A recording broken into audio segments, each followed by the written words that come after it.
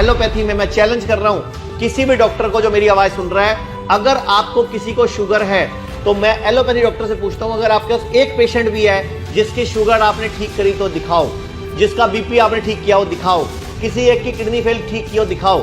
मैं आपको सैकड़ों पेशेंट, हजारों पेशेंट का रिकॉर्ड, किडनी फेल का, लीवर फेल का, शुगर के पेशेंट का, बीपी के पेशेंट का दे सकता हूं, जो हम लोगों की आयुर्वेद के और पंचकर्मा नेचुरोपैथी के माध्यम से ठीक हुए हैं।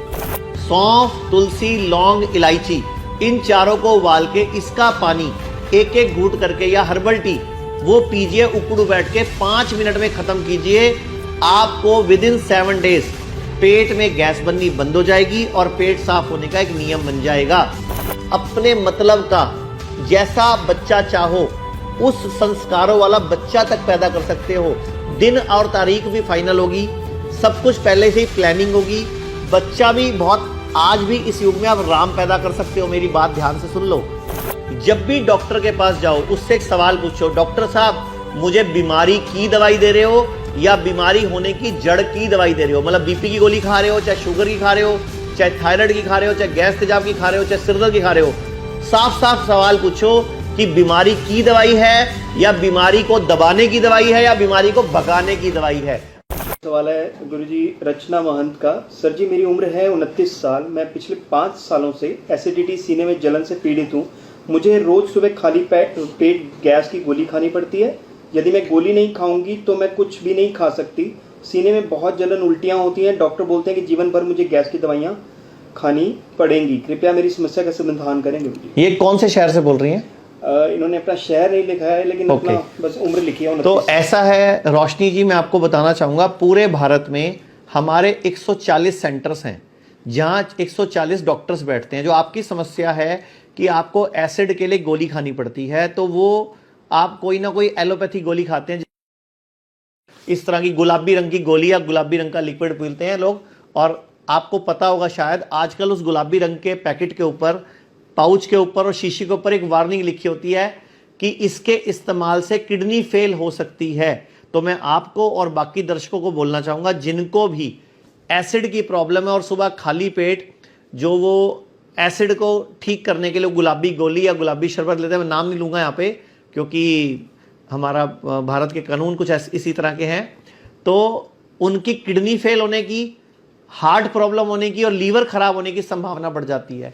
तो पहली बात तो आप खाना खाने के साथ पानी पीना बंद करें, खाना खाने के साथ पानी नहीं पीना। और दूसरी बात, आप चेक करें क्या आपको धरन पड़ी हुई है। धरन समझते हैं, नाभि का सरकना। अपने हाथ को इस तरह करके यहां से दबाएं।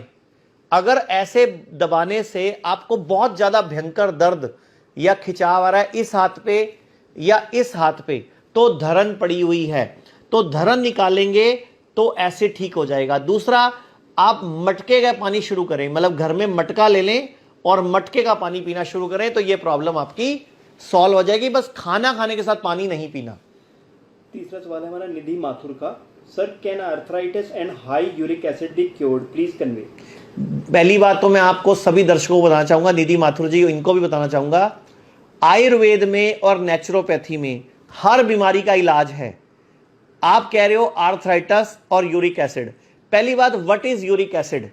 हमारी बॉडी के अंदर जो हमारा हार्ट है वो एक बार ऐसे करता है तो 70 ml ब्लड को आगे फेंक देता है हमारी आर्टरीज के अंदर, और हमारे शरीर में 5 लीटर के लगभग खून होता है। तो हिसाब लगाएं तो 1 मिनट में पूरे शरीर का खून हार्ट से गुजर जाता है।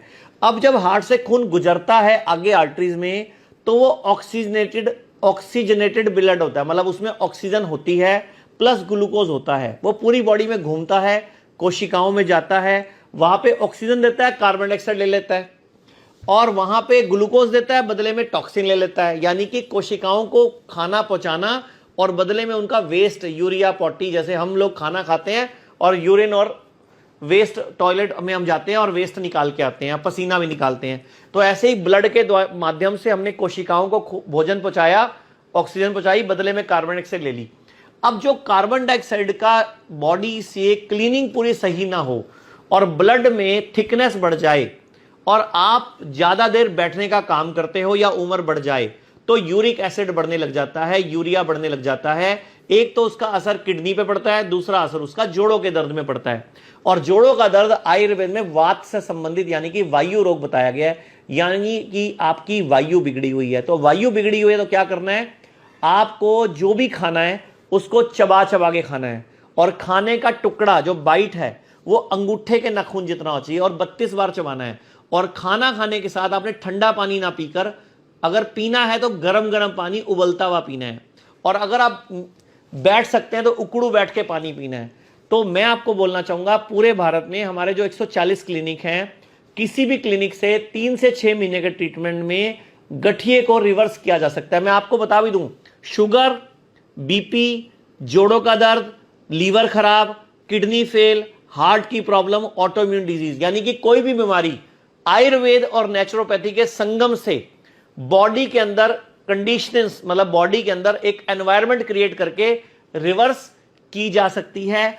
आयुर्वेद के डॉक्टर कर सकते हैं। सीमा यादव लिखती हैं कि क्या पफी आईज का भी कोई इलाज है आयुर्वेदा में? जी, पफी आइज का आयुर्वेद के पंचकर्मा में बड़ा अच्छा इलाज है। पंचकर्मा के अंदर एक टेक्निक होती है अक्षय तर्पण, यानी कि आंखों के ऊपर एक मटेरियल लगा के, लिटा कर एक मटेरियल लगा के उसमें ऑयल भर दिया जाता है, हर्बल ऑयल, और आपको 20 से 30 मिनट की सिटिंग लेनी होती है। 5 से 60 सिटिंग में जो आंखों की नसें सूज रही हैं, फूल रही हैं, ब्लॉक हो रही हैं, कोई वहां कोलेस्ट्रॉल जम रहा है या कोई टॉक्सिन्स जम रहे हैं, वहां पे पूरा ब्लड का सर्कुलेशन, ऑक्सीजन का सर्कुलेशन बढ़ा के वो अक्षय तर्पण टेक्निक जो है आंखों के रोगों को रिपेयर कर देती है। और साथ ही साथ चश्मा उतारने में, कैटरेक्ट, सफेद मोतिया, काला मोतिया, इन सब आंखों के रोगों में जो लोग आंखों का ऑपरेशन कराते हैं, मैं उनको भी बोलना चाहूंगा, आयुर्वेद की अक्षय तर्पण टेक्निक से आप बड़ी आसानी से आंखों के रोग ठीक कर सकते हो।